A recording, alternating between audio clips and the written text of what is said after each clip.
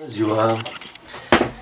Haideți că încerc să fac niște suporturi video cu planșele care vor trebui să le executăm pentru seminarul de desen. Eu deja v-am spus că am planșele făcute. Vreau să încerc să fac succesiunea etapei de realizare a fiecărei planșe în parte. Înainte de a face acest lucru, nu știu dacă o să iasă bine, dacă o să fie totul ok. Să sperăm că va fi bine și poate putem merge și în felul acesta pe prezentări de acest gen. Înainte de a începe, vreau să vă spun așa, că e bine să avem instrumente. Deci v-am zis că la desen lucrăm cu instrumente. Să avem riglă, să avem niște echere, da?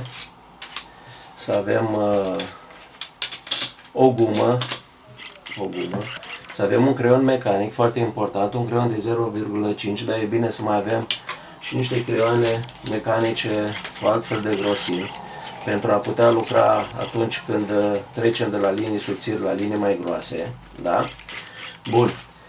Să avem un compas bun. Compasul este dintr-o trusă, nu știu dacă se vede. Bine, asta este o trusă veche, antică și de demult, chinezească, dar să știți că mie mi-a folosit în facultate foarte mult și am realizat multe desene și multe proiecte cu el. Proiecte de anvergură și mai mare, adică mă refer la desen de ansamblu și chiar desen pe foi de calc. Eu vă fac prezentarea acestor instrumente tocmai ca să vă spun de la început, contează foarte mult în partea asta de desen, contează calitatea instrumentelor pe care le veți folosi. Deci asta este un lucru destul de important. Adică să nu vă enervați, pentru că desenul poate să devină o corvoadă atunci când instrumentele sunt proaste, să zic așa. Da? Deci e bine să ne luăm niște măsuri din start înainte de a începe să desenăm, să avem partea de instrumente pusă la punct. Acum, suporturile astea video pe care le vom face nu vor depăși, să sperăm, 24-25 de minute, pentru că camera mea nu poate să înregistreze, să aibă suport de înregistrare mai mare de 24 de minute. Eu sper să iasă ceva bun și să vă poată ajuta și pe dumneavoastră pentru întocmirea dosarului cu planșe. V-am zis că o să vă fac un set de planșe și o să vi-l pun la fiecare grupă în parte. Și fiecare dintre dumneavoastră să realizați acasă, personal, aceste planșe. V-am zis, nu mai reau discuția, știm că să nu mai pierdem timpul, știm ce avem de făcut. Acum, deci ce vom încerca să facem? Uitați-vă, deci este prima planșă care am discutat-o noi. Proiecțiile în cub sau cubul de proiecție, cu litera aceea de tip A proiectată pe fețele cubului. Deja eu planșa o am făcută, da? Și o să vă arăt exact etapele de realizare grafică a acestei planșe, da? Să vedem cam în cât timp ne încadrăm cu această planșă. Important e bine, eu s-ar putea să lucrez ceva mai repede, dumneavoastră să lucrați mai încet. Important e ca dumneavoastră să știți exact ce aveți de făcut. Deci cam așa arată o planșă la mine, da? Sper că se vede. Acum, v-am zis, fiecare lucrează în ritmul lui, în felul lui. Ideea este că noi trebuie să ne apropiem cât de cât de niște standarde de realizare unor desene grafice bune, ca să zic așa. Da? Bun. Acum, deci, asta este planșa. O să o dau deoparte. Eu o să-mi pregătesc o altă planșă și o să vă fac o asemenea planșă. Înainte de a trece la lucru, e bine să vă procurați un asemenea bloc de desen.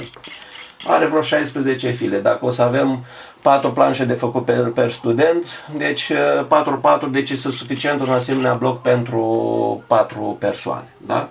Vedeți că aici este indicată și formatul, 297 ori 420. Aici este prezentat în centimetri. Da? Deci 297, 420. Acum trebuie să vă atenționez.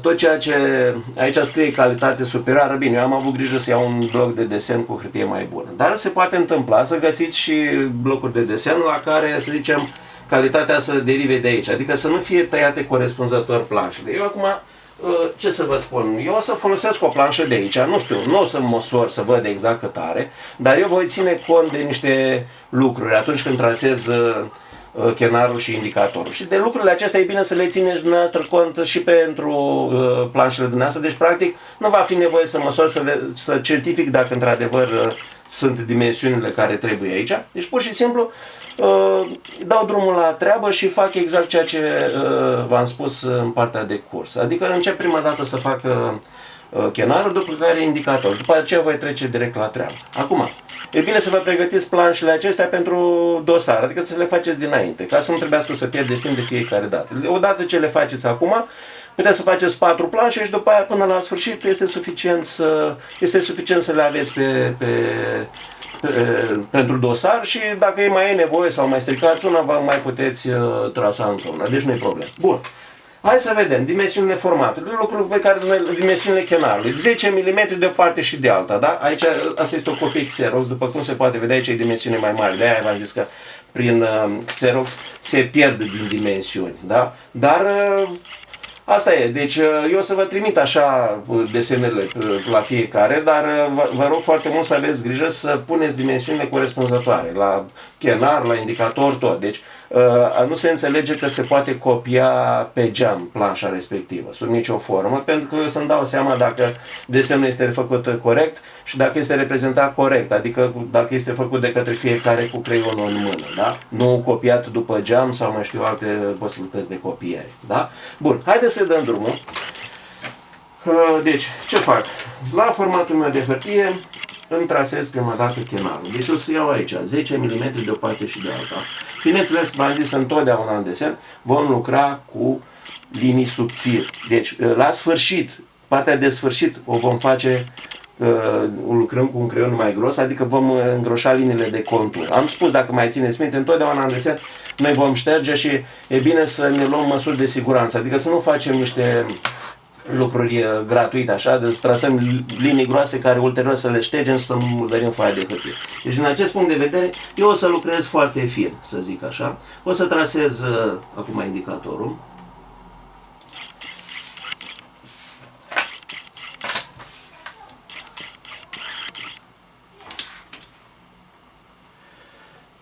Ok. Ar fi fost indicat să am și eu o riglă ceva mai mare. Din păcate nu am prin casă. Dacă mă duceam la școală, cred că o găseam. Dar o folosim și pe asta. Deci îmi fac aici niște marcare pe formatul de hârtie la 10 mm față de marginile formatului A3. Da? Bun. Eu pot să verific ulterior dacă sunt îndeplinite aceste lucruri. Deci, eventual mai pot să mai pun un marker și pe aici, la undeva la mijloc, ca să știu când trasez o dreaptă să unesc cele 3 puncte. Deci, punctul de aici, punctul de aici și punctul de aici. La fel. Aici mai pot să mai pun un marker. E bine că lucrați, să nu îndoiți cu aia. Eu am îndoit-o puțin, se pare. Da? Mergem înainte. O să iasă bine, zic eu. Sunt curios să văd cum o să iasă suportul ăsta video, adică, nu știu, s-ar putea să fie bine și atunci să-l pun la dispoziția dumneavoastră sau s-ar putea să nu iasă bine. O să văd la sfârșit. Deci la sfârșit îmi voi da seama de când voi realiza acest suport, dacă satisface oarecum cerințele mele. Deci v-am zis, n-am mai făcut niciodată lucrul ăsta, îl facem acum. Încercăm să facem o treabă de acum. Dacă iese bine, dacă nu, nu. Suportul ăsta, bănuiesc că o să mai fie urmat și de altele dacă treaba va fi corespunzătoare. Și încercăm, într-un fel, v-am zis, să ne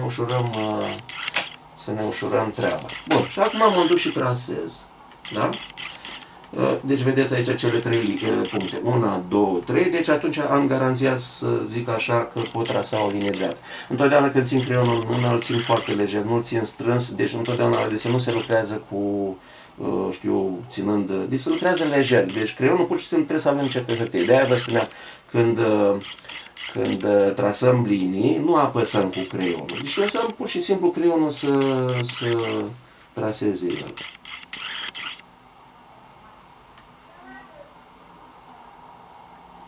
Bun. Apoi,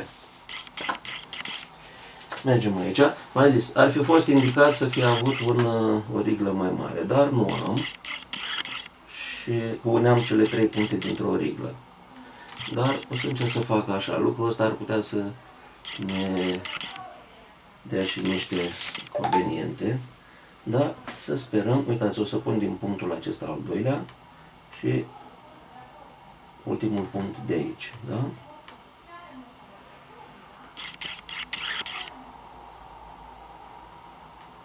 Deci v-am zis, n-am de ce să apăs. Deci, asta este o operațiune pe care o fac cu linii foarte subțiri. Deci, pe tot parcursul realizării grafice, nu folosesc sub nicio formă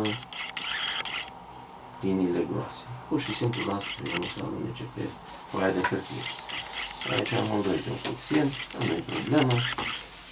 Foaia este destul de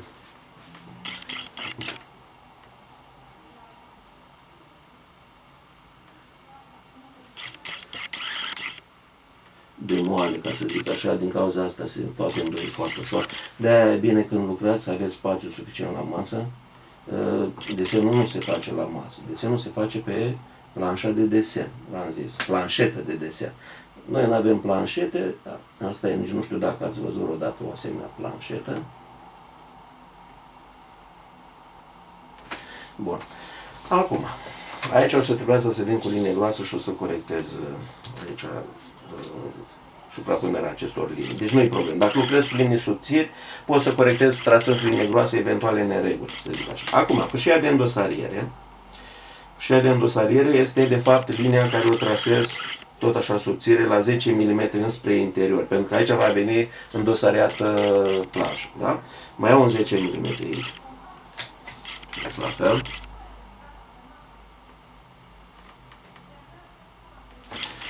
Și aici mai iau un 10 mm, un pic de la mijloc. Și mă duc și trasez acea linie care va constitui fâșia de îndosariere.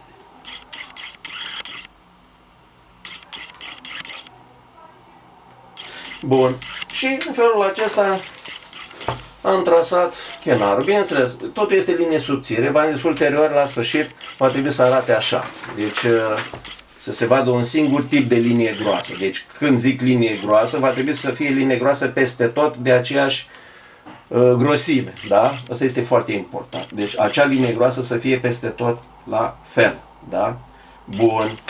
Acum, mă duc și trec la realizarea grafică a indicatorului. Indicatorul, dimensiunile lui sunt la 170, dacă nu greșesc, mă mai uit și eu, 170, da, 170 cu 30, da? Bun. Mă duc și execut aici și pun acea distanță pe chenar, 170,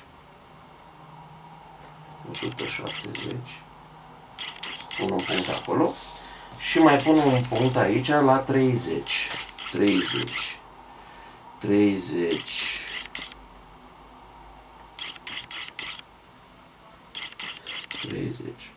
Bun. Acum, aici la 170 va trebui să mă ridic tot așa cu o dreaptă, dacă vedeți dumneavoastră, dreapta asta, care este undeva care delimitează această lungime de 170. O să folosesc un echer pentru că dreapta asta vreau să fie la 90 de grade trasată. Deci voi folosi echerul cu unghiul de 90. Îl voi pune aici. Să zic așa.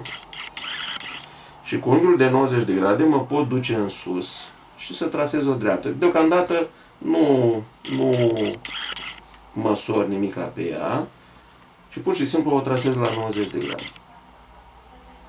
Da? Să zicem că undeva pe aici. Acum, dacă vreau să văd dacă este 90 de grade, nu, 90 de grade este. Să vedem dacă 30. O să pun o valoare de 30 aici, ca dimensiune.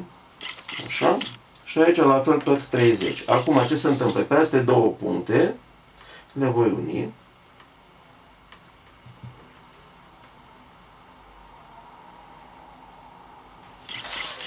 Ștergem surplusul din linia respectivă. V-am zis, acum, dat fiind faptul că liniile au fost trasate subțiri, operațiunea de ștergere se face foarte ușor. Apoi, ce mai avem aici? Distanța aceasta o voi împărți în două. Această distanță de 30 o voi împărți în 15 și 15. Aici un punct. Aici la fel. Și unesc cele două puncte.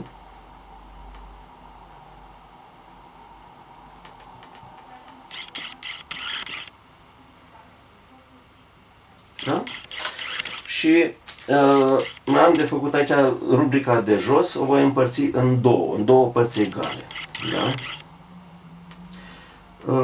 Aici am discutat ce vrea să însemne căsuțele astea din indicator. Deci, în primul rând, prima căsuță, cea de sus, este folosită pentru a da informații vis-a-vis de ce este reprezentat în desen. Adică, aici va trebui să apară în prima căsuță întotdeauna ce reprezintă graficul sau graficele prezentate în formatul de hârtie. Deci la mine va fi, bine, alegerea titlului ține de cel care execută planșa. Deci, dat fiind faptul că discutăm despre cubul de proiecție, eu am decis să înscriu aici cubul de proiecție. Da? Sau puteam să scriem proiecții proiectate în cub, sau cum vreți dumneavoastră. Deci nu e o regulă. Deci, ideea este că titlul reprezentării grafice trebuie să apară în rubrica de sus. Apoi, a doua căsuță de jos, care m-am zis că a doua căsuță, deci o vom împărți în două părți egale, deci 170, deci 85 cu 85. Da?